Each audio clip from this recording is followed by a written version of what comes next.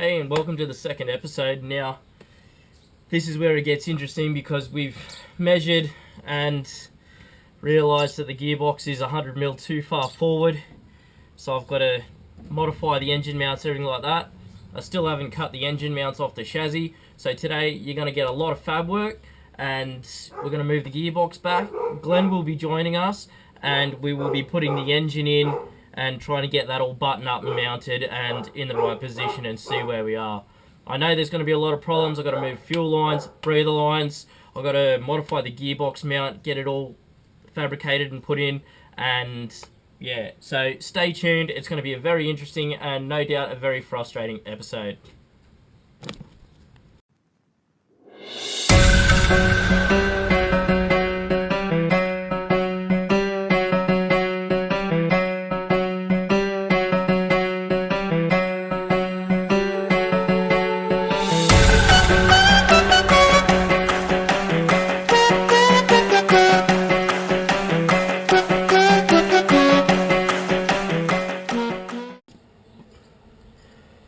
Alright, so this is the cross member.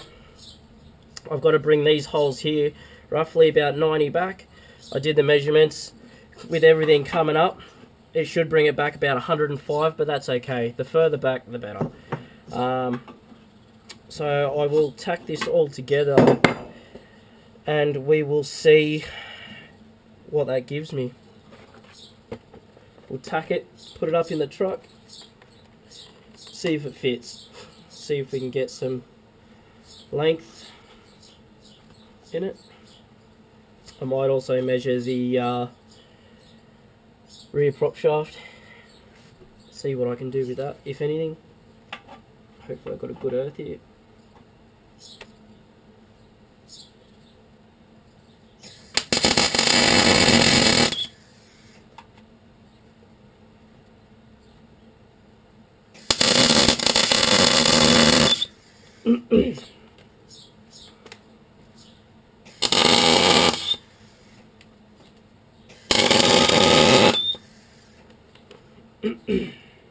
Might just clean the top of that a bit better, I think.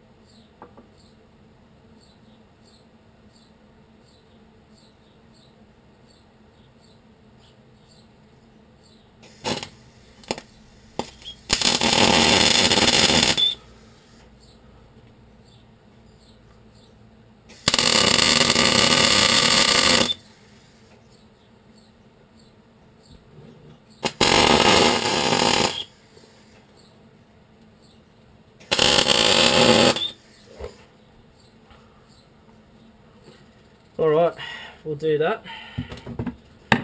And now I'll go out and measure it. Make sure it's all lined up. Run a bead of weld, clean it up.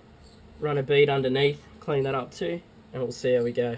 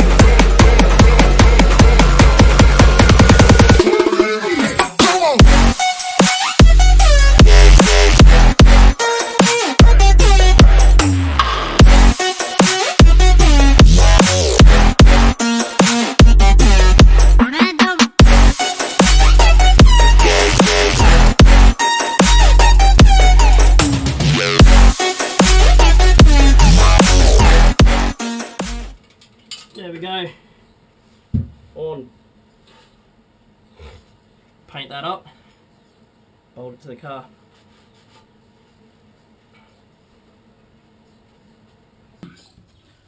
Alright, so I've modified this. I'm going to lift it back up and I'm going to put the bolts in loosely so this won't fall when I'm shimmying it back. I've got a piece of timber over the front leaf springs, so hopefully I'll be able to move it back the 90mm. I reckon I'm going to have to cut a bit of the trans tunnel out yet, but we don't know. Picked up a shifter, a gear selector this morning. I picked up a front 4-runner prop shaft because they're 50mm longer.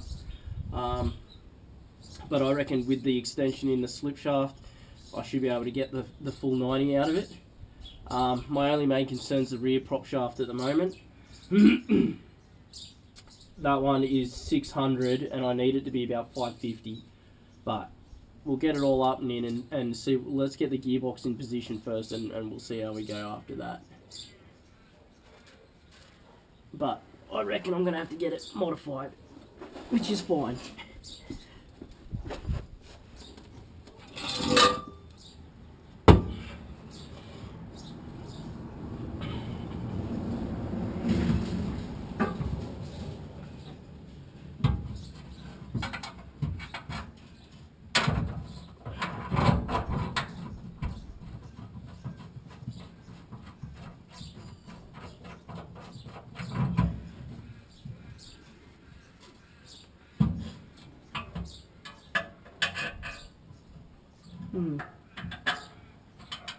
Come on, give me a couple of threads. There we go.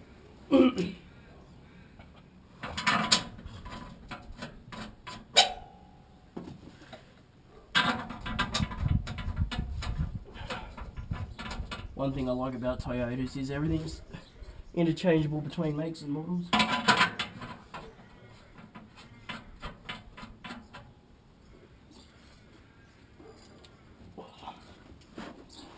What I would do for a hoist.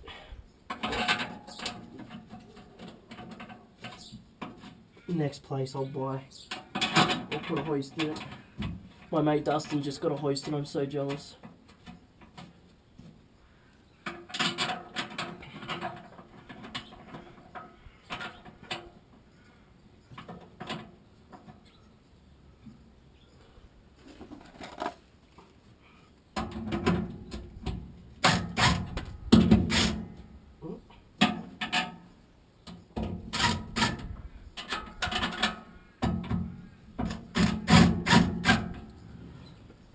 Alright, now that they're in, I'll try and shimmy this back a bit.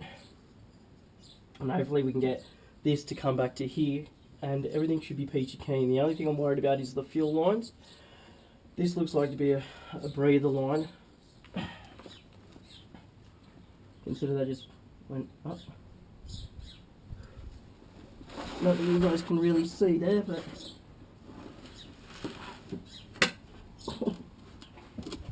Alright.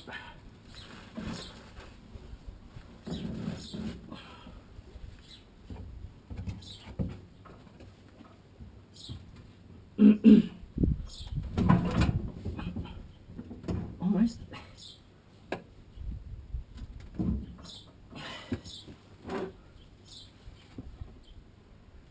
think I'm hitting on something.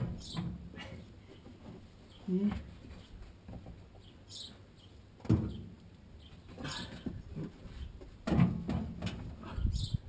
Take the speedo cable out, that might help.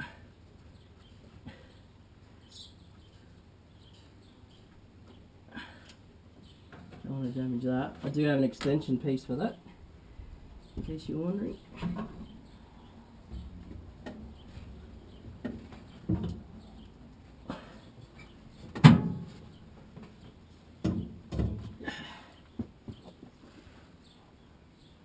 The selector up the top. That's what's got me. I thought that might have been the case. Alright. Time to modify the trans tunnel, guys. Let's have at it. Alright, so Here's the tunnel cut out. It's not pretty, don't get me wrong, but it'll do what we need it to do. So we'll get back underneath and push this box back. That should give us just enough to get there. Might have to chisel out a little more, but I don't think it'll be anything over the top. Nothing to write home to mum about. And we'll button it up, and then that'll do for the gearbox. And then it'll be up to cutting engine mounts off. So we'll get it back under here. Catches up on your little rock there. Alright.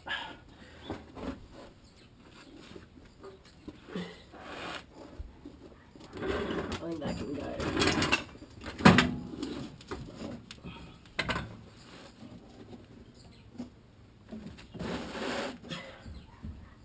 So hard doing this on your own.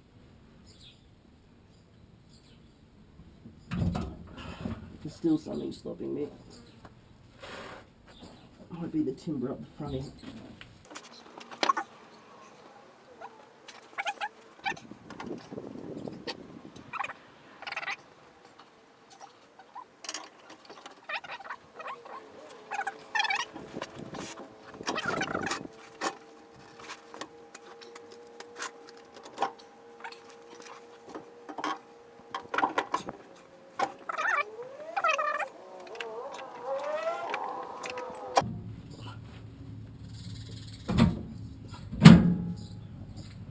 Should be able to lay down now. Look at that. Hey? Like I bought one.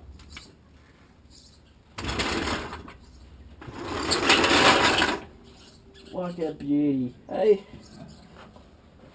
Alright. So I'll bolt that in. Seems like we're clearing fuel lines now. The shifter and everything should be right. Should be able to go in to the factory mounting holes, and hopefully everything's gone back now to the 90mm clearance that we need. So we'll just button it up and see how it looks. I guess that's all you can do, isn't it? Alright, so I've cut the trans tunnel out and I've moved the box back far enough so it's all sitting where it should be. I've also picked up the selector, so we should be pretty right, and I picked up a longer front tail shaft out of a 4Runner. They're about 100mm longer, so we should be pretty right in that aspect, because this one only just misses out. So we'll button this up, and then we'll get in the engine bay and we'll start cutting the original mounts out. What happened? The camera, you want to come help? Yeah.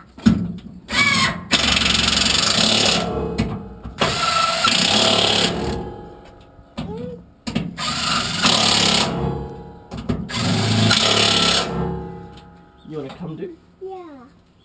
Yeah, I'm going to. Come over this side. Why? Why? Come on, boy, you want to help? Yeah. Yeah. I'm not over here. Yep. This over this side. Oh, Go around. okay. I'm right here. Yeah. Come on. Push this one. Okay. Okay. Whoa. Whoa. Do again. Whoa. And again. Good work. Yeah. Yeah. I guess that. Hey, I guess.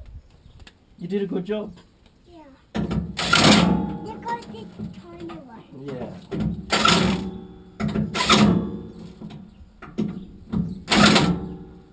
That's it. Yeah, I'm done. All done. Yep.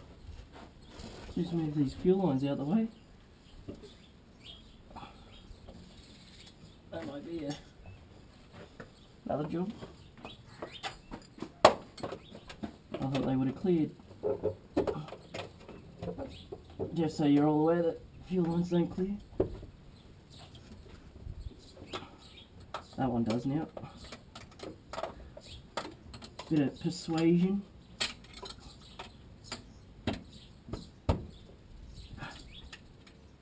There we go.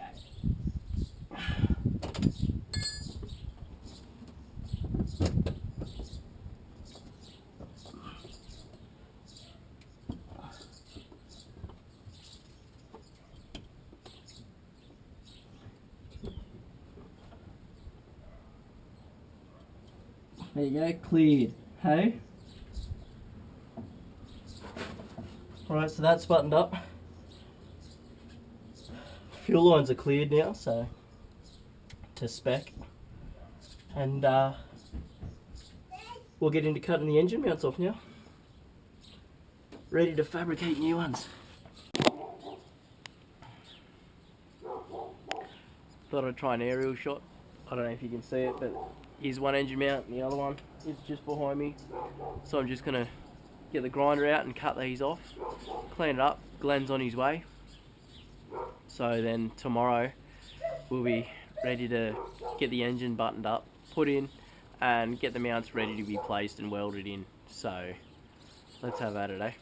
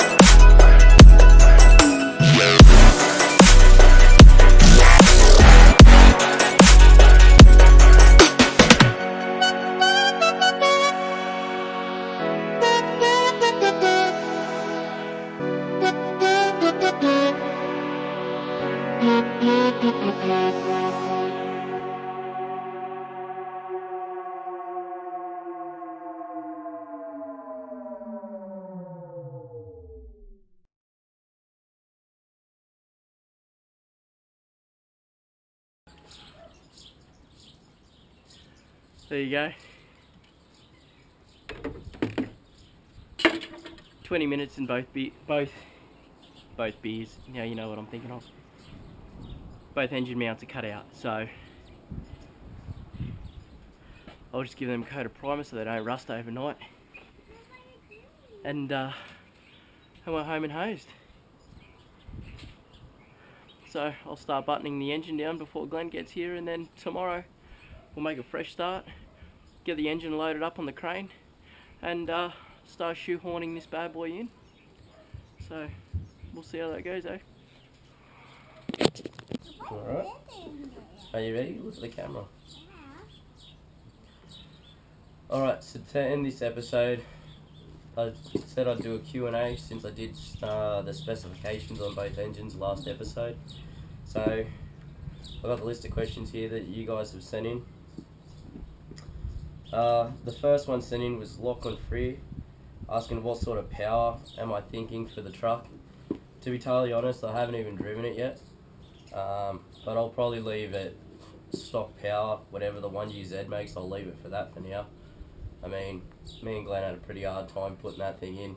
We were very frustrated by the end of it, and I don't want to break something and have to pull something out like the box or the engine, so I'll just leave it the way it is for now. I'll just enjoy it and tow the car and go racing and that. Dustin Hammerline sent in, will I make a quarter-mile pass in it? I think probably by the time it's in and running and everything like that, I'll probably drive it around, try and work out the bugs, stuff like that, make sure it's reliable first and everything like that. And then, yeah, I'll probably do a quarter-mile run in it, 1 or 2, see what it does. You know, obviously curiosity gets the better of me, so I'll probably definitely make a pass in it at some point. Carl Fitzpatrick has sent in, what was the reason behind my engine choice? There's a few reasons, but there was one bloke in particular that just like moved me over. So I was originally going to do a Commodore V6 in it. It's a pretty common conversion, but I like my V8s, so I was looking at that route. I've seen people put the old 308, 304s in them. A lot of people seem to be putting LS engines into them. But there's a bloke that I've been watching on YouTube also, from the New Zealand car tune company, Kelvin Glover, and I watched a few of his videos, and he actually does this quite a lot, and it looked like quite an easy conversion. Everything seemed to bolt up, and yeah, everything seemed to bolt up alright, so that you can use the boxes, the engines. I don't like wiring, so he's got wiring looms and everything like wiring diagrams to purchase and stuff. So I went with the 1UZ. So mostly Kelvin Glover from the car tune company was mostly the reason behind my engine choice. It just seemed like a good easy conversion from what I've seen in his videos. TJ Heavey sent in, will it do a skid? Now that's the question, isn't it? I mean, really, that's $1 million question. I don't know, but I'm sure we can take it out to Mexico and see what it'll do, you know. Mick Mack sent in, how did I work out what motor and gearbox would fit, and will the 4x4 still work?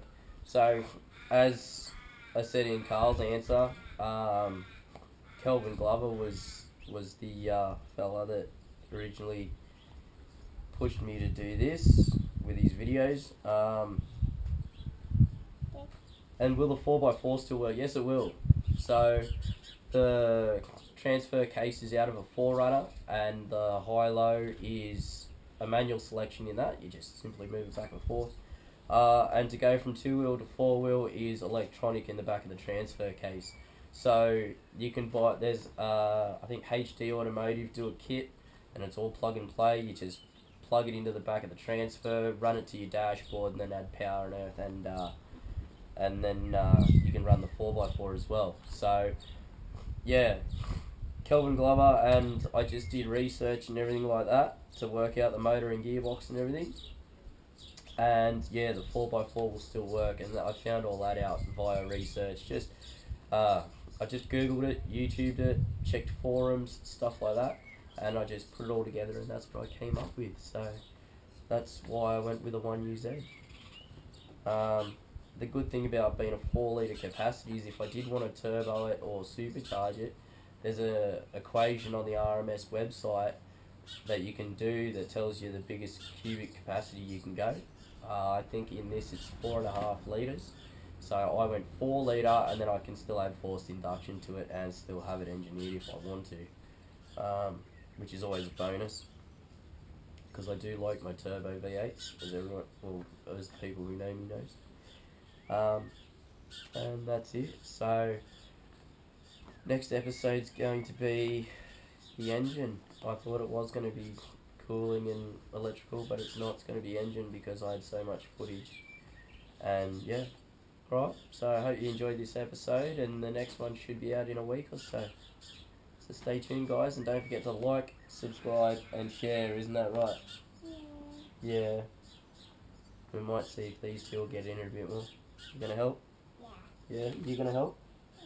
Yeah. Alright guys, that's it. Thank you very much.